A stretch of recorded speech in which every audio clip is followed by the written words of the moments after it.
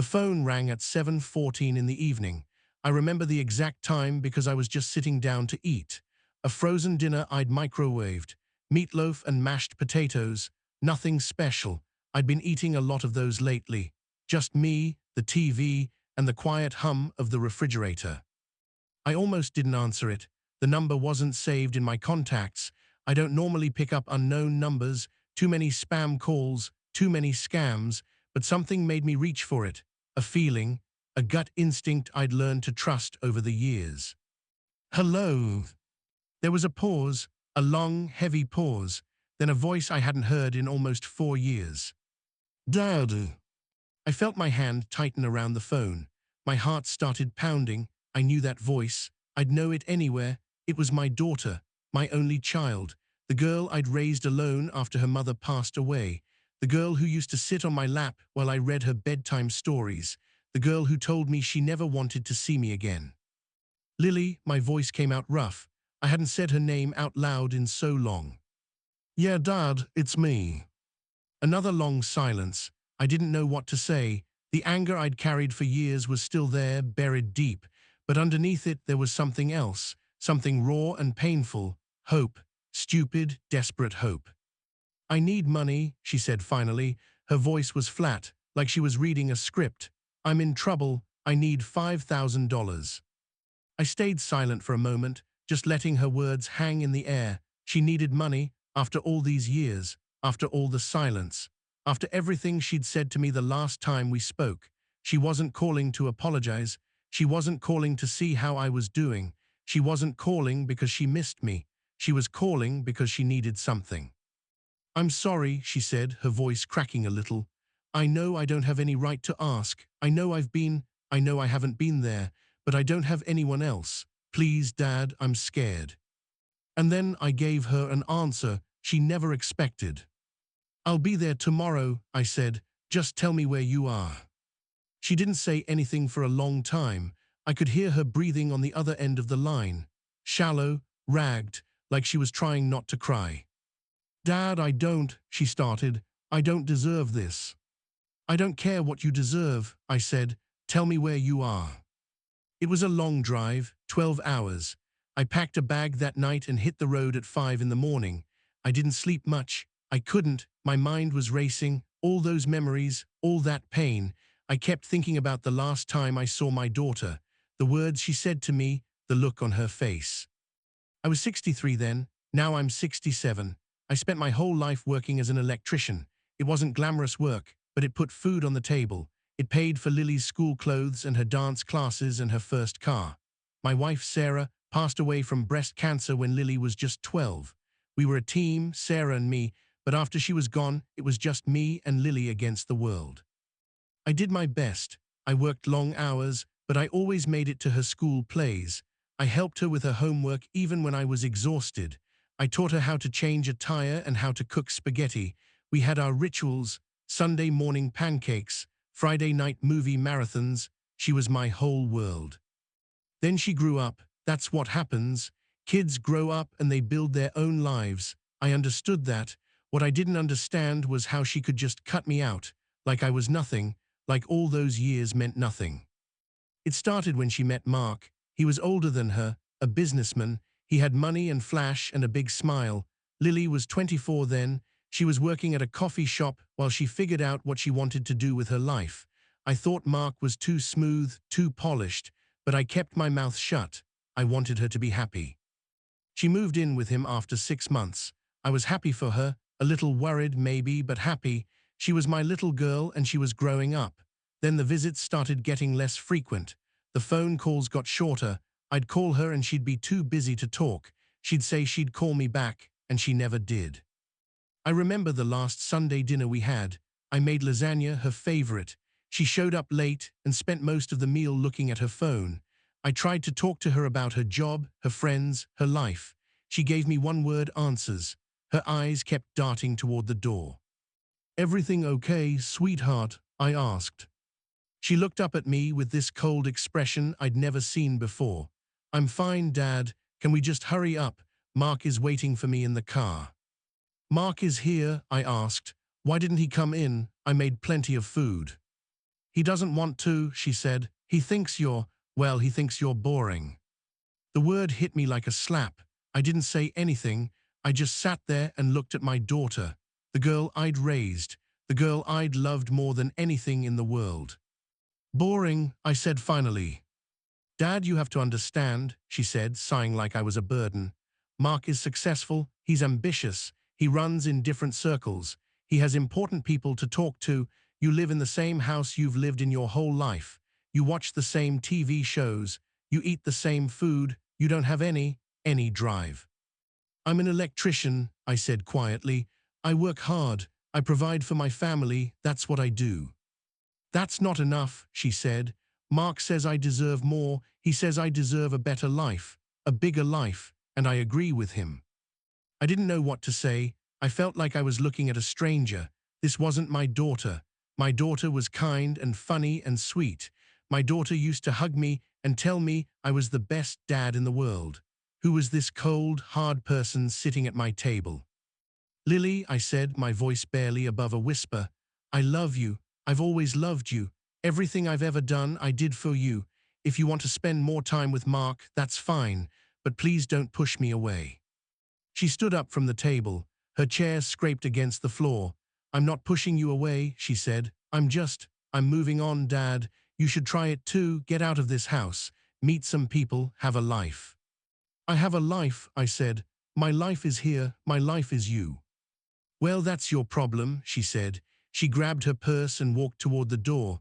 You made your whole life about me. That's not healthy. That's not normal. I'm an adult now, Dad. I have my own life. Mark is my future. You need to accept that. She opened the door and walked out. I stood up and followed her to the porch. I watched her get into Mark's fancy car, a black BMW. He didn't even look at me. He just revved the engine and drove away. That was the last time I saw her for 3 years. I tried calling, I left messages, I sent letters, I showed up at her apartment once and she wouldn't open the door. I could hear her inside talking to Mark, laughing like I didn't exist. I was broken. I stopped going to work for a while. I just sat in my house and stared at the walls. All those years I'd spent raising her, all those sacrifices, all that love, and she just threw it away for a man with a nice car and a big smile. I almost gave up. I thought about just letting go. What was the point? I was alone. My wife was gone. My daughter wanted nothing to do with me. I had friends, sure, but they had their own lives, their own families. I was just the sad old guy with the daughter who abandoned him. Then one day I got a letter. It was from Lily. I opened it with shaking hands, hoping she was reaching out, hoping she wanted to make things right. The letter was short, 2 sentences. Dad, Mark and I are getting married. We're moving to another state. Please don't try to contact me. I need to start a new life. That was it. No explanation, no apology, just goodbye. I put the letter in a drawer and I didn't cry. Not then. I'd cried enough. I just felt empty, hollow, like someone had reached into my chest and scooped out everything that mattered. For the next few years I got by. I went to work. I came home. I ate dinner alone. I watched TV alone. I slept alone. I didn't have much of a social life. The friends I had slowly drifted away. I couldn't blame them. I wasn't much fun to be around. I retired at 65. A small pension, some savings, nothing fancy. I downsized, sold the big house and moved into a smaller place. A 2-bedroom ranch with a small yard. It was too big for one person, but I didn't care. It was just a place to sleep. My neighbor, Margaret, used to bring me casseroles. She was a widow too. We'd sit on the porch and talk sometimes.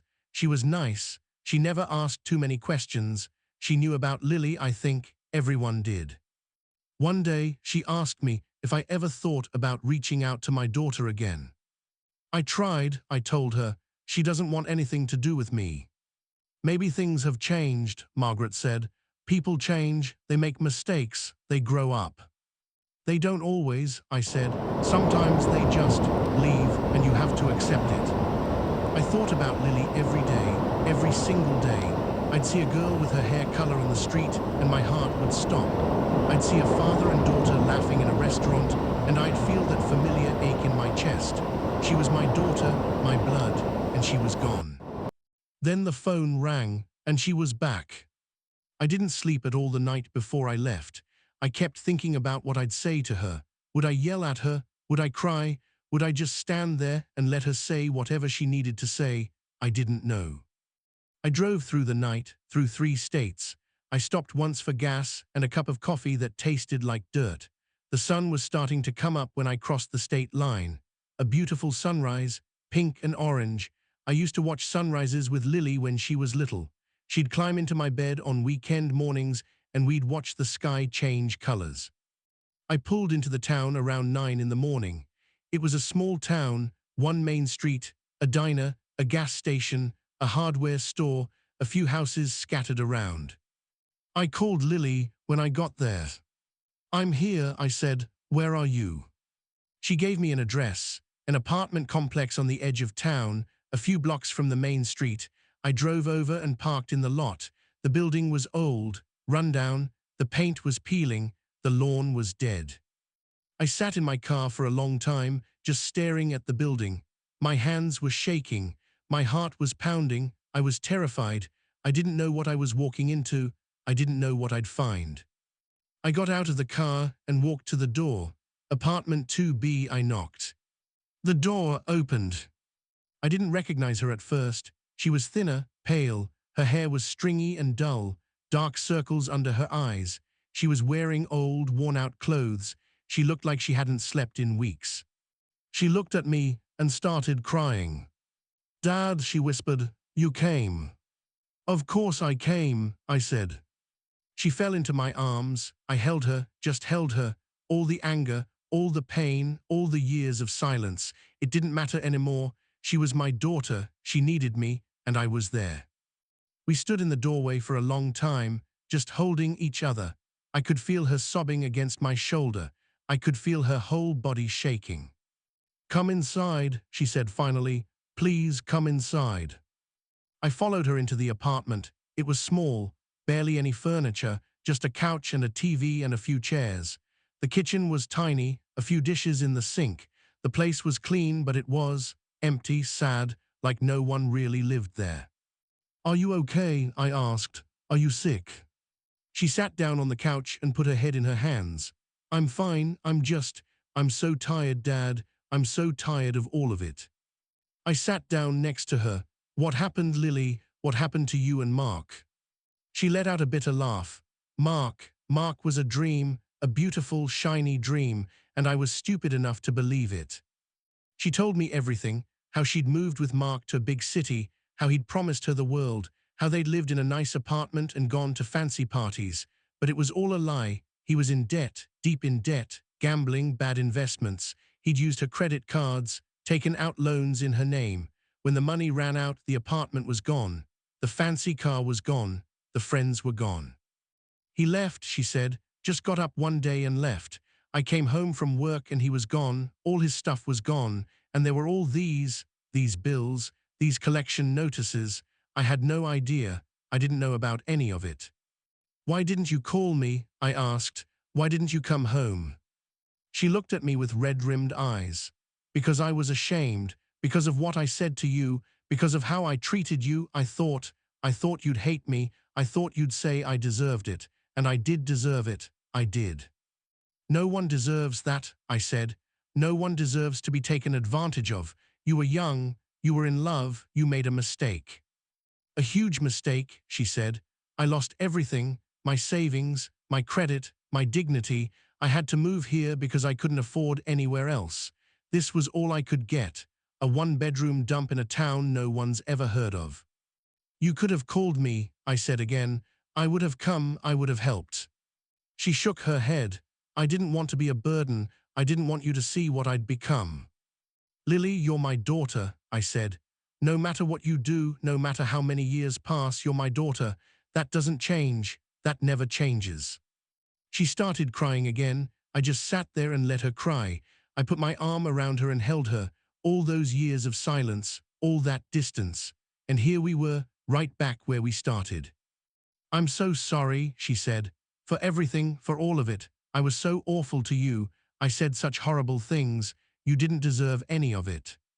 I know, I said, but I forgive you. I forgave you the moment you called. How can you, she asked. How can you just forgive me? I abandoned you. I didn't talk to you for years. I chose Mark over my own family. I forgive you because I'm your father, I said. That's what fathers do. We forgive. We don't hold grudges. We don't keep score. We love our children, no matter what. She pulled away from me and wiped her eyes. But I don't deserve it. I don't deserve you. You're too good to me. I looked at her, really looked at her. She was thin and tired and worn down, but she was still my daughter, the same girl I'd raised, the same girl who used to hug me and tell me she loved me. I'm not too good to you, I said. I'm just your dad, and you're my daughter. That's all that matters. She took a shaky breath. I need to tell you something, she said, something that's going to make you angry. Nothing you say is going to make me angry, I said. I'm pregnant, she said. 3 months. I found out after Mark left. I didn't. I haven't told anyone. I don't know what to do. I don't have any money. I don't have a job. I don't have anything. She was pregnant. My daughter was going to have a child. I felt a mix of emotions. Surprise, fear, but also joy, a strange, unexpected joy. Are you happy about it? I asked. Do you want to keep the baby? She looked at me with those sad eyes.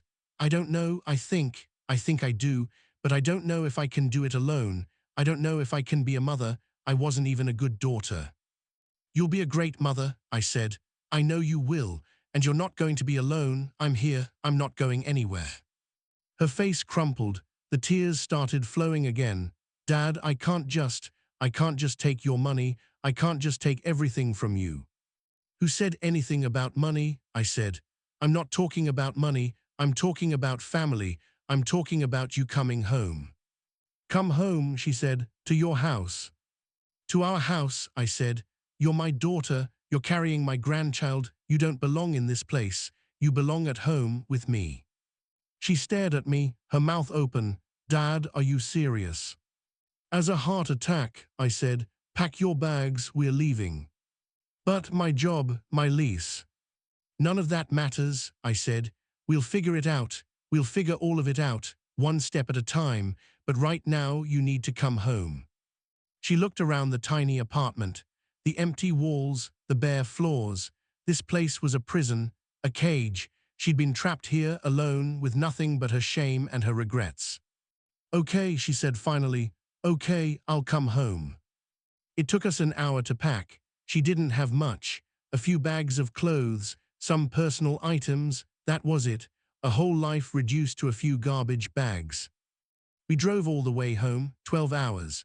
We talked the whole time. It was like we were making up for lost years. She told me about Mark, the good times at first and then the slow decline, the lies, the manipulation. She told me about her job at a diner, wiping counters and serving eggs. She told me about all the nights she cried herself to sleep, wanting to call me but being too ashamed. Why didn't you call? I asked her again. Even when Mark was still around, why didn't you call? Because he didn't want me to, she said. He said you were a bad influence. He said you'd try to turn me against him, and I believed him. I believed everything he said. He was wrong, I said, about everything. I know that now, she said. I know that now, and I'll never forgive myself for what I did to you. You don't need to forgive yourself, I said. You just need to forgive yourself for making a mistake. We all make mistakes. What matters is what we do after. We pulled into my driveway around 10 that night.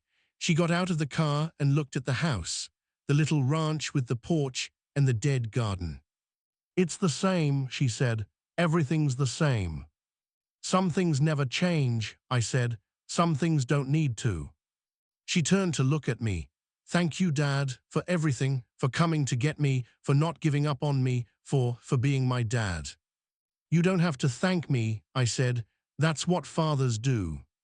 The first few weeks were hard. She slept a lot. She didn't eat much. She was still carrying the weight of everything that had happened, the guilt, the shame, the grief.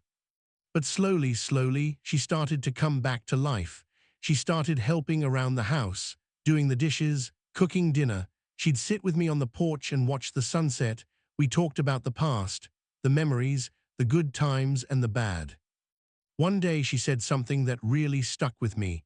Dad, I used to think that life was about big things, big houses, big cars, big money. Mark made me believe that. But now I know the truth. Life is about small things, the little moments, that's what matters. I felt a warmth in my chest. She was getting it. She was finally understanding what I'd been trying to tell her all those years. The baby came in the spring, a little girl, Isabella. I sat in the hospital room and held my granddaughter for the first time. She was so tiny, so perfect. She had Lily's eyes. She looks just like you did, I said, when you were born. Lily was crying, tears of joy. Dad, I don't know how to do this. I don't know how to be a mother. Just love her, I said. That's all you need to do, just love her. We brought the baby home to my house. A 3-generation family, me, Lily, and little Isabella. It was loud and messy and chaotic, and I loved every second of it. I didn't retire, not completely. I took a part-time job at the hardware store, just a few hours a week. It gave me something to do, it gave me purpose, but my real job was being a grandfather, helping Lily with the baby, making dinner, fixing things around the house, being a family again.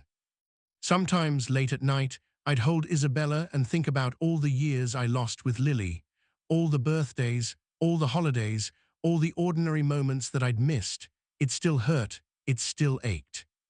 But I learned something through all of this, something important. You can't change the past, you can't go back and fix the mistakes. All you can do is move forward, all you can do is love. And that's what I did. I loved my daughter, I loved my granddaughter, I loved the family we were building together. It wasn't perfect, but it was ours. 18 months later, my phone rang again. It was Lily. She was at her new apartment. She'd gotten a job at a small marketing firm. She was doing well. She was happy. Dad, she said, I have something to tell you. What is it? I asked, my heart suddenly pounding. I'm getting married, she said, to a wonderful man. His name is Michael. He loves me. He loves Isabella. He's everything I ever wanted. My heart swelled. That's wonderful, honey. When can I meet him? Actually, she said, he's here with me right now. Could you come over for dinner? I got in the car and drove to her apartment.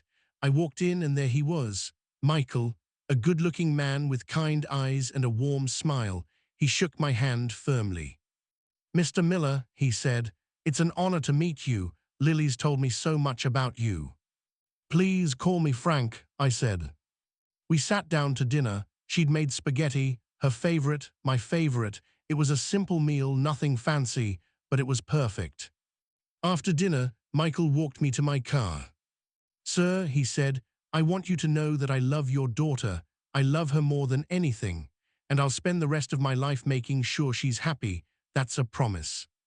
I looked at this man, this good man, and I saw something in his eyes, honesty, integrity, love. That's all I ever wanted for her, I said. A good man who would love her, who would treat her right. Thank you. He smiled. You raised a wonderful daughter, sir. You should be proud. I am, I said. I'm so proud.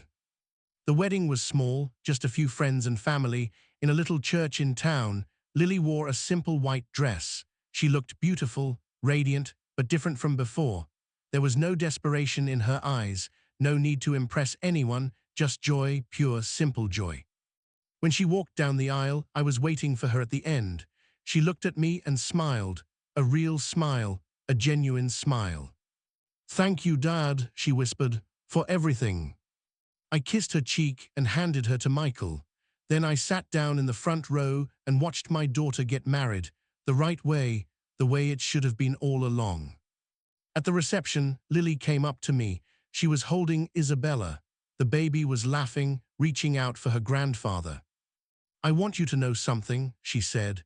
Everything I have now, everything I am, it's because of you. You never gave up on me. You never stopped loving me, even when I didn't deserve it. That's what changed me. That's what saved me. Lily, you don't need to. I do, she said. I need to say it because it's true. I was lost, Dad. I was so lost. And you brought me back. You brought me home. I looked at her, at my daughter, at the woman she'd become, so strong, so resilient, so full of love. You brought yourself back, I said. I just opened the door. She hugged me then, a long, tight hug. The baby was squished between us, laughing. Dad, Lily said, pulling back, I want you to do something for me. Anything, I said. I want you to take this picture, she said. Us, all of us, together, so I'll never forget this moment, so I'll always remember what family really means. I took the picture, Lily, Michael, Isabella and me, all of us, together, a family finally whole. Years had passed, years of silence, years of pain, years of waiting, and now, in a small church in a small town, surrounded by the people who mattered most, it was all worth it. We don't always get second chances, we don't always get the opportunity to make things right, but sometimes, if we're lucky, we do. And when that chance comes, you have to grab it. You have to hold on tight, because family, real family, is the only thing that matters in the end. My daughter stopped visiting me years ago. She never called, never texted. But when my phone rang, when she reached out, I didn't hesitate. I didn't think about what she deserved. I didn't think about all the years she'd ignored me. I just thought about one thing. She was my daughter, and she needed me. That's what family does. We show up. We don't keep score. We don't hold grudges. We love, unconditionally, fearlessly, without reservation. That's the greatest gift a parent can give, and the greatest gift a child can receive. If this story touched your heart, please subscribe to Family Honor Files for more unforgettable stories of family, courage, forgiveness, justice, and second chances. Your support helps us bring more meaningful stories to people who need them. Thank you for being part of the Family Honor Files community.